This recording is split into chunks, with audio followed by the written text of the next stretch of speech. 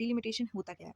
It is the process of redrawing the boundaries of territorial constituencies for legislative bodies. अब legislative bodies में क्या केवल लोकसभा आएगी? नहीं, इसमें स्टेट लेजिस्लेटिव असेंबली भी आ जाएगी और लोकसभा भी आ जाएगी। ठीक है, तो डिलिमिटेशन का काम कौन करेगा? डिलिमिटेशन कमीशन करेगी। ठीक है, it is conducted by an independent high powered statutory body appointed by the president of India to execute this process. ठीक है, इसका स्क्रीनशॉट आपको ये मिल जाएगा।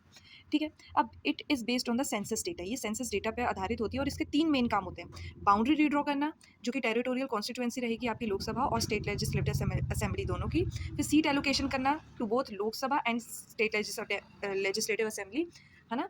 और रिजर्वेशन करना, रिजर्वेशन किसका? एसटी और एससी का। 2 आर्टिकल्स याद रखने हैं, 330 और 332। 330 के अकॉर्डिंग लोकसभा में रिजर्वेशन दिया जाता है एसटी एससी पॉपुलेशन को, और 332 में स्टेट लेजिस्लेटिव असेंबलीज में दिया जाता है रिजर्वेशन।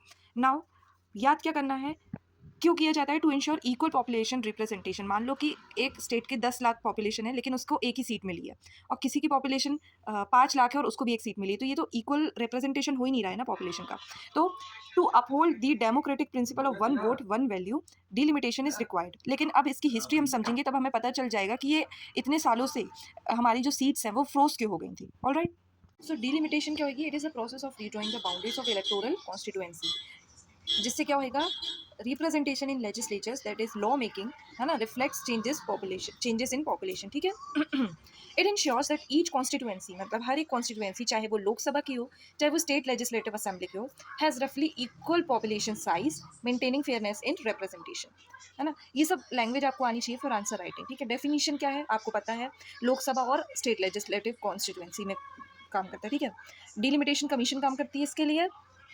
ठीक है, जो कि बॉडी अपॉइंट की जाती है गवर्नमेंट ऑफ इंडिया के द्वारा। फिर बेसिस क्या होता है? पॉपुलेशन डेटा फ्रॉम सेंसस, है ना। फिर ऑब्जेक्टिव क्या होता है? To provide equal representation by adjusting constituency according to the demographic shifts. Very important line and very defining line, मतलब इट इज सेल्फ डिफाइनिंग, है ना। फिर रिजर्वेशन, एसटी और एससी। अच्छा, 3 काम जो हमने देखे थे, ये हिस्टोरिकल कॉन्टेक्स्ट आप याद कर सकते हैं। इंपॉर्टेंस क्या है? प्रिवेंट्स ओवर रिप्रेजेंटेशन, कि 5 लाख की पॉपुलेशन है मान लो और आपको 10 सीट्स मिली हुई हैं, तो ये तो ओवर रिप्रेजेंटेशन हो गया। और अगर देखें कि 10 लाख की पॉपुलेशन और 2 सीट्स हैं, तो ये अंडर रिप्रेजेंटेशन हो गया, अगर हम रिलेटिव चेंज देखें तो दोनों का। ठीक है, तो ये इस चीज़ को प्रिवेंट करेगा। Ensure fair distribution of reserve seats for ST and SC. अच्छा, 330 में लोकसभा, 332 में स्टेट लेजिस्लेटिव असेंबली बात करता है, आर्टिकल, है ना। Keeps democracy responsive to population changes, very important, ये इंपॉर्टेंस याद रखना। ठीक है, अब मध्य प्रदेश में मध्य प्रदेश, ठीक है, मध्य प्रदेश का हम बाद में बात करते हैं, बाकी आप पहले डिलिमिटेशन कमीशन को देख लो।